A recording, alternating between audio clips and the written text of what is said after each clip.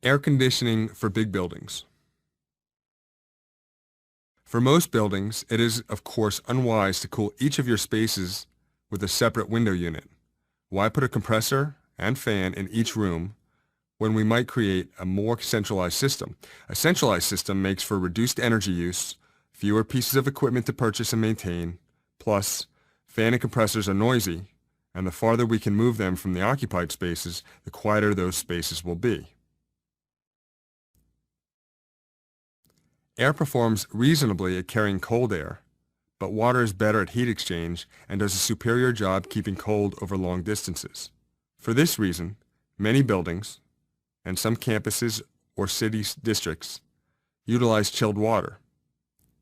In this regime, pumps carry water chilled on the evaporator side, which is to say the cold side, of the compression refrigeration loop, to sometimes distant air handling units. The air handling unit then blows air across coils of chilled water rather than coils of chilled coolant as we saw in previous examples, thereby cooling 70-degree return air to 50 degrees for distribution through ducts. The chilled water and coolant never touch or mix. They just exchange heat. To picture this, you might imagine a closed-loop pipe of coolant moving through a barrel of water, which is part of a separate closed loop. Similarly, on the hot side, we might increase efficiency and capacity by removing the heat in a condensing coolant with another separate loop of water. This condenser water is pumped from the condenser to a cooling tower, and water is allowed to cascade over a series of baffles, where the water is cooled by the outside air. When needed, an impeller fan can assist airflow across the cascading water. Some of the water evaporates and is replaced with new water, but most of it falls to a pool, where it is pumped back to the condenser.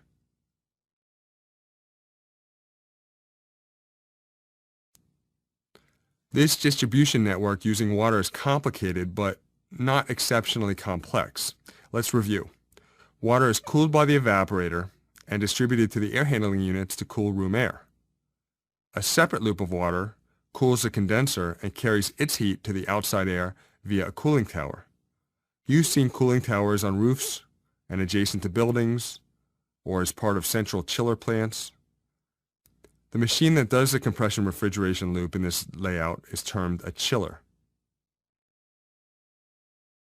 As we've seen, the recirculated air is cooled by the chilled water coil in the air handling unit, but that's a bit of a lazy simplification. In fact, we will use the air handling unit not only as a thermal comfort device, but also an indoor air quality device. Outside air is introduced into the air loop, and that outside air combines with recirculated air from the room before both volumes of air move across a filter. Of course, simply adding lots of outside air without exhausting some of the inside air is not stable. So exhaust fans release some of the portion of the stale interior air, that portion not destined for recirculation, to the outdoors. Exhaust fans often draw from lavatories, chemical storage rooms, machine shops, and other zones where used air is really not welcome to return to the building.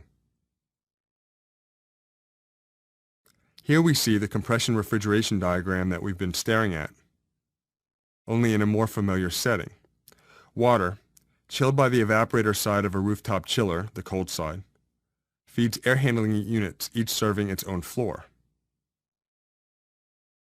Simultaneously, a whole separate volume of water looping through a rooftop cooling tower cools the condenser side, the hot side.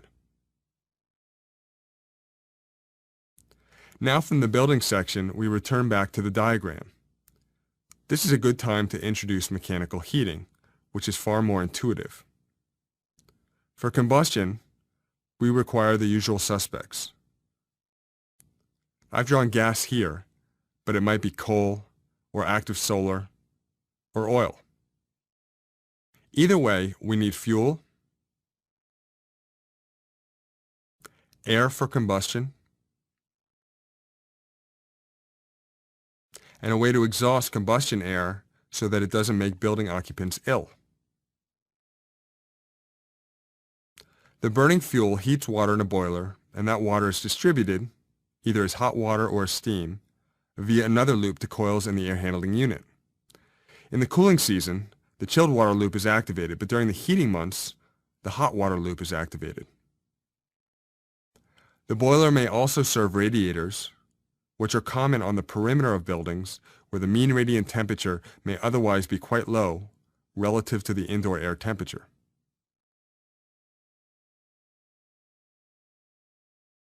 Economizer cycle. Buildings, especially in the interior of large structures, often require mechanical cooling even on very cold nights. This is because the heat generated inside the building by people, lighting, and equipment will offset some of the heat losses through the building envelope. In this kind of cold weather, you may be able to cool your building using the cold air outside instead of using traditional air conditioning. When you do this, when you cool your buildings using the free cold found outside instead of the compression refrigeration loop, it is said that you are using the system in a mode called the economizer. Here, we'll review two methods of doing this, so-called free cooling: water side economizers and air side economizers. In a water side economizer mode, cold air cools, and it really cools because it's winter, the water in the cooling tower. That cold water moves to the condenser side of the chiller and cools the coolant. The expansion valve opens, and this is important. The cooled coolant moves to the evaporator without fighting its way through the expansion valve. And there in the evaporator, it cools the chilled water. We've bypassed the compression refrigeration process entirely and still created chilled water for delivery in the standard way. This small change in the chiller, the opening of the expansion valve, actually prompts a fundamental shift in the very nature of the system.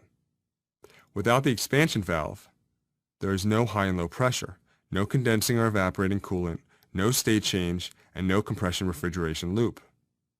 Rather, the chiller is transformed into a simple heat exchanger, an intermediary exchanging heat between the chilled water loop and the cold water coming from the wintertime cooling tower.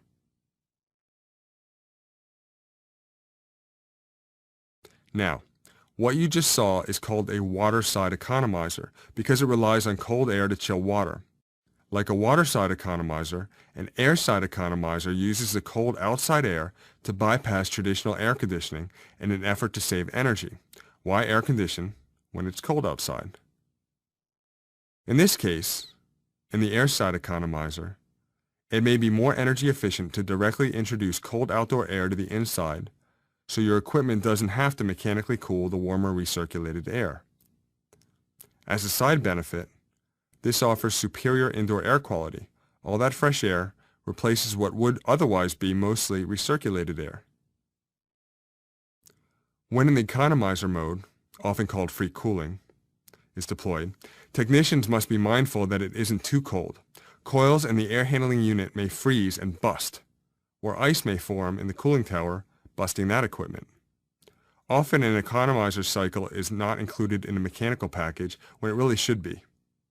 It is free cooling, and even when the economizer mode is available, it is often underutilized by building equipment technicians. That's why it's vital to have the architect, the mechanical engineer, the owner, and the building technician at the table together at the beginning of the design process to get everyone nodding their heads in agreement